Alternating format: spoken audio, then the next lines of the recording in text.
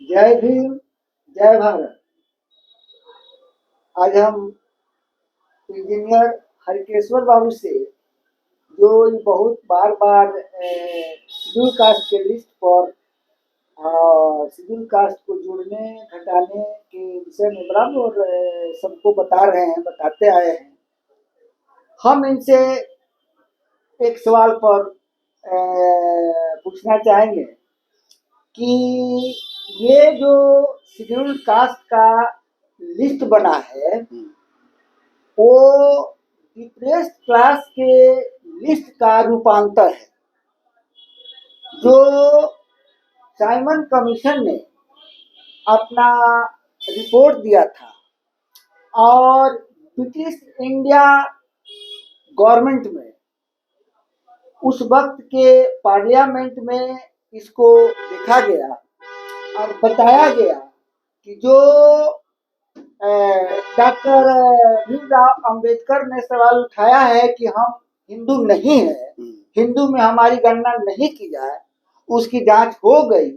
Depress class एक हिंदूवादी जो विचारधारा है, जो धर्म है, उसमें ये लोग नहीं है। इनको तो उसमें जानवर से भी बदतर माना जाता है। इनको इनकी छाया से छूत होती है, अनटचेबल है, इनको छुआ नहीं जाता है। इनके घर में घंटी बांधा जाता है, इनको सार्वजनिक कुआं पर पानी नहीं पीने दिया जाता है, इनको कहीं पोखरा में नहाने नहीं दिया जाता है। इसलिए ये हिंदू नहीं हो सकते हैं। इनके पूजा पाठ कोई हिंदू धर्म से नहीं। तो इनको एक लिस्ट बना और उस लिस्ट को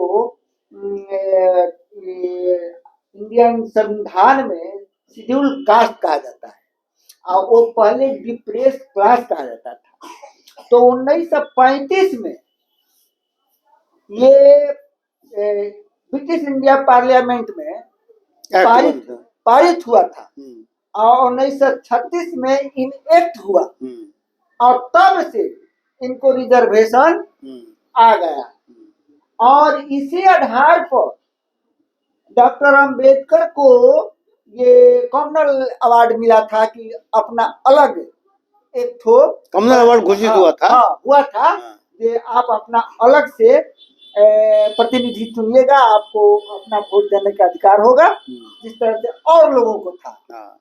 लेकिन इसको आप तो जानते ही पुनः में से हो गया। तो उसके चलते ये खत्म हो गया और उसके बदले में ये हिंदूवादियों ने, जिसमें मालवीय भी थे और 3 आदमी का दस्तखत हुआ और डॉक्टर अंबेडकर की पिछड़े और शेड्यूल कास्ट शेड्यूल ट्राइब्स के लिए दस्तखत किए। उसमें हुआ कि इनके कोई भी अब जो संविधान बनेगा उनमें इनको पूरा अवसर दिया जाएगा, पूरा सम्मान दिया जाएगा, अब कोई भेदभाव नहीं किया जाएगा। ये आपको गारंटी दी जाती है और उसी के आधार पर डॉक्टर अंबेडकर ने खून खराबा से बचने के लिए, अपने समाज को बचाने के लिए उन्होंने उसको कबूल किया और तब उसी आधार पर ये महात्मा गांधी ने कम से कम इतना जरूर किया कि डॉक्टर अंबेडकर को संविधान प्रारूप कमेटी का अध्यक्ष बनाने में सहयोग किया कि बनाएंगे और भोगी हैं उसमें प्रावधान करें। तो उसमें हुआ और उसमें यही प्रक्रिया रही कि जो अनटचेबल थे, जिनके साथ अत्याचार हुआ, जो अपने व्यवहार से, अपने कर्तव्य से ना पिछड़े थे ना अछूत थे, बल्कि हिंदू धर्म के पंडितों ने, उसके ठेकेदारों ने इन पर अत्याचार किया, इनको मानवीय व्यवस्था से वंचित किया और ये उसका ये प्रतिफल है कि ये आज तक पिछड़े हैं, अछूत हैं। इनको बढ़ाने के लिए, इनको बराबर के दर्जे में लाने के लिए संविधान में सारा प्रावधान किया गया। और छूतों का लिस्ट है अनुसूचित जाति लिस्ट, और छूतों का, दूसरे का नहीं। ठीक है। तो इस पर जो है हम आपसे जानना चाहेंगे कि बार बार जो बदलाव का एथी आता है कि इसमें जोड़ा जाए घटाया जाए, कि जोड़ने घटाने का तो कोई प्रावधान नहीं है।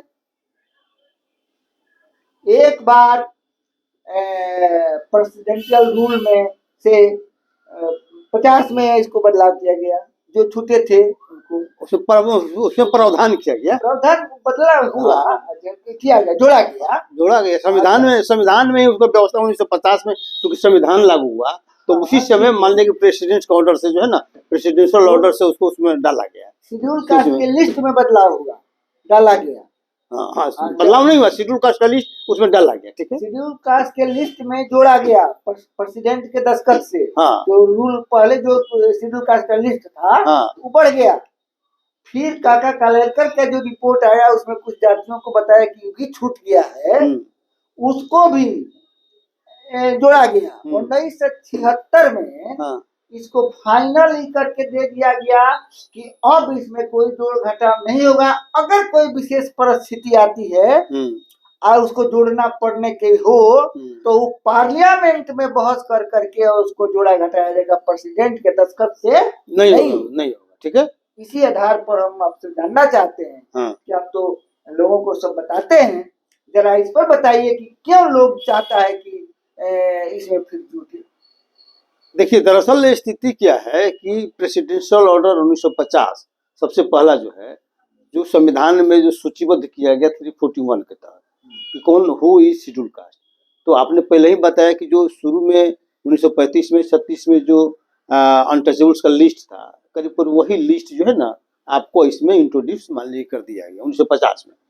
लेकिन उसमें ये प्रावधान रखा गया संविधान में कि अभी भी बहुत लोग जो छूट गए हैं, छूटे हुए लोग हैं जो अनटचेबल्स होते हुए भी इसमें शामिल नहीं हो पाए। तो उसको ये आधार बनाया गया कि जैसे आप बताते हैं कि सभी रियासतों का जितना रियासत, वो तो सब रियासत मिल के ना एक भारत का निर्माण हुआ। तो उस समय 1950 में सभी रियासत नहीं मिल पाए थे, तो ये था कि और भी रियासत को इसमें मिलना है।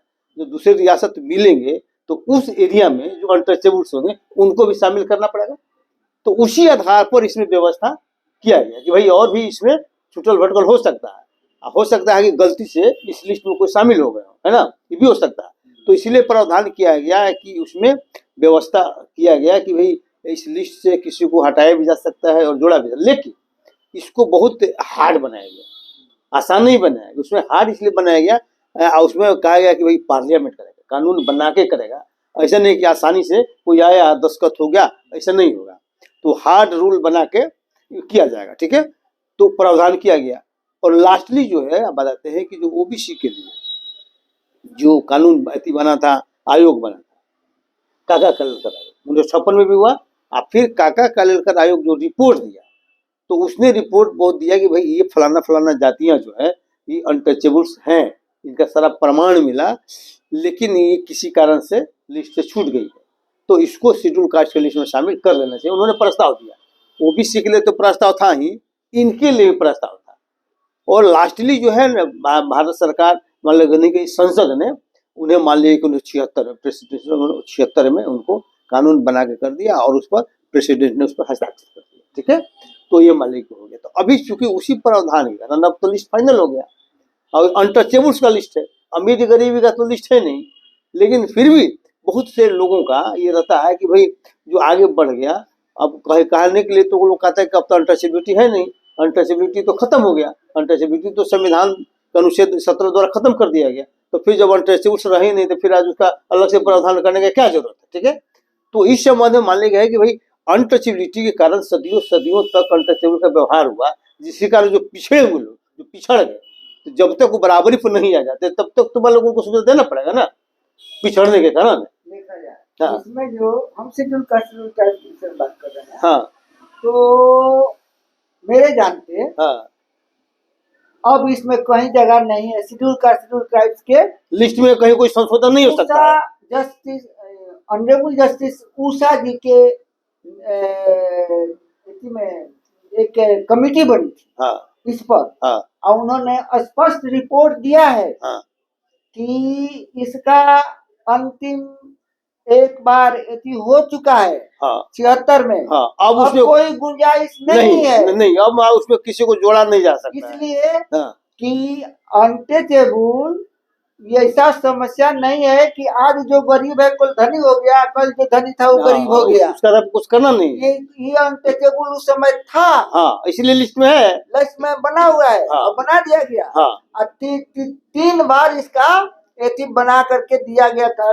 काका कालेलकर भी चारों तरफ से एथी करके सर्वे करके दिए थे, साक्ष्य के साथ दिए थे, तो उसका हो चुका। 76 में उसको लोग मान लिया। अब जो है कोई इसमें गुंजाइश नहीं है जोड़ा जाए, घटाने की जहाँ तक बात है, अगर आपको लगता है तो पार्लियामेंट घटाएगा किसको, किस आधार पर? गलती से जोड़वा दिए गया है। नहीं, अगर मान लें कि साक्ष्य मिलता है कि भाई अनटचेबल नहीं रहा है, अब मान लें कि इनको पहले से नो कर दिया गया, अगर साक्ष्य मिलता है तो हो जाएगा। अनटचेबल का ही लिस्ट है शेड्यूल का। हाँ वही है।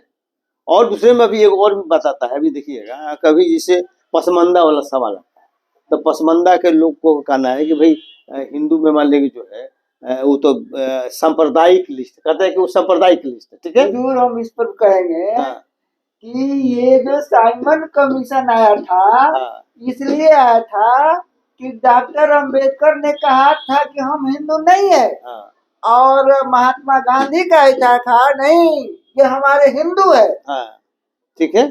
इस पर साइमन कमीशन है जिसका ये लोग विरोध किया।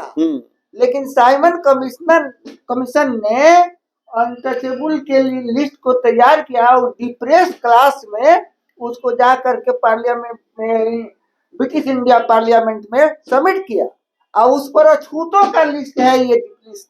नहीं तो वही तो उन्होंने कहना है कि हम लोग को जो भी काम को देख के कहता है कि लोग कहता है ना कि जो काम विषय आप लोग उठाए, पसमानदा जो है मुस्लिम धर्म में है ना, मुस्लिम धर्म में है ना, तो उसमें अनटचेबल नहीं है। अनटचेबल थे ना, पहले ट्रांसफर हो गए ना, थे ना, बहुत पहले चले गए, वो पहले चले गए तो पहले के बेहतर नहीं ना, साइमन कमीशन के बाद में 35 में लिस्ट बना। वही कर रहे हैं, वही लिस्ट में आया है। तो जो मान ले कि इस समय था 35-31 के बाद हिंदू धर्म में जो अत्याचार हुआ है उसके लिए जो अनटचेबल है उसी का ये लिस्ट है। दूसरे का लिस्ट है नहीं है, तो इसीलिए ये लोग कहते हैं तो उसका कहना उनका गलत है कि नहीं। खैर चलिए ठीक है, अब लास्ट हम लोग करते हैं। जय भीम, जय भारत।